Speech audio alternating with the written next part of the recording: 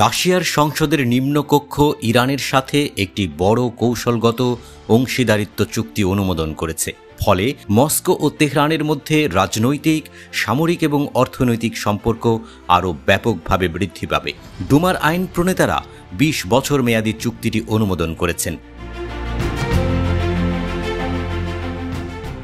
রাশিয়ার president Vladimir Putin ও ইরানের president Masoud Pezeshkian জানুয়ারিতে মস্কোতে চুক্তিতে স্বাক্ষর করেছিলেন। পুতিন মার্চ মাসে রাজ্য ডুমার কাছে এই চুক্তি উত্থাপন করেন। জানুয়ারিতে চুক্তিটি স্বাক্ষরের সময় পুতিন বলেছেন এটি একটি যুগান্তকারী দলিল। পেজেশকিয়ান বলেছিলেন এই চুক্তি সব ক্ষেত্রে ইরান ও রাশিয়ার সম্পর্কের নতুন অধ্যায় উন্মোচন করবে। প্রতিরক্ষা, জ্বালানি, অর্থ এবং পরিবহন থেকে শুরু করে শিল্প, কৃষি, সংস্কৃতি, বিজ্ঞান এবং প্রযুক্তি পর্যন্ত সব ক্ষেত্রে সহযোগিতার দীর্ঘমেয়াদী উন্নয়নের জন্য এই চুক্তি ইরানকে বিশেষ সুবিধা দেবে। চুক্তির ভিত্তিতে রাশিয়া এবং ইরান একে অপরকে সাধারণ নিরাপত্তা হুমকি মোকাবেলায় সহায়তা করবে। গোয়েন্দা তথ্য বিনিময় করতেও প্রতিশ্রুতিবদ্ধ দুই দেশ। চুক্তিতে আরও বলা হয়েছে যদি কোনো পক্ষ আগ্রাসনের শিকার হয় তবে অন্য পক্ষ সেই আগ্রাসন ঠেকাতে সর্বাত্মক সহায়তা করবে।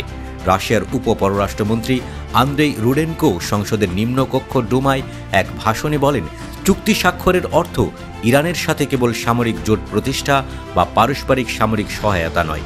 রাশিয়া ইরান চুক্তি তেল ও গ্যাস উন্নয়নে বিনিয়োগ, শান্তিপূর্ণ পারমাণবিক শক্তিতে যৌথ দীর্ঘমেয়াদী প্রকল্প এবং তৃতীয় দেশ থেকে স্বাধীন একটি অর্থ প্রদান ব্যবস্থা তৈরিকে উৎসাহিত করবে, যা জাতীয় মুদ্রা ব্যবহার করারও একটি উদ্যোগ। মানে রাশিয়ার ডলার রাজত্বে আঘাত হানার আশারও প্রতিফলন আছে চুক্তিটিতে। ডুমার চেয়ারম্যান ভিয়াচেস্লাভ ভেলোদিন আগে বলেছিলেন চুক্তিটি দ্বিপাক্ষিক সহযোগিতা এবং আন্তর্জাতিক বিষয়ে সমন্বয় উভয় ক্ষেত্রেই সম্পর্ককে শক্তিশালী করবে।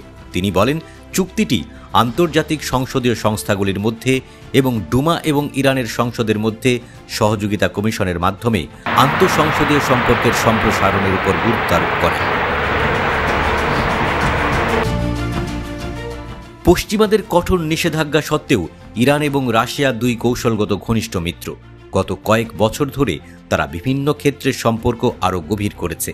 ডুমায় চুক্তিটি এমন সময় অনুমোদন পেল যখন মার্কিন প্রেসিডেন্ট ডোনাল্ড ট্রাম্প ওয়াশিংটনের সাথে তেহরান তার পারমাণবিক কর্মসূচি নিয়ে চুক্তি না করলে ইরানের বিরুদ্ধে যুদ্ধের হুমকি দিয়েছেন।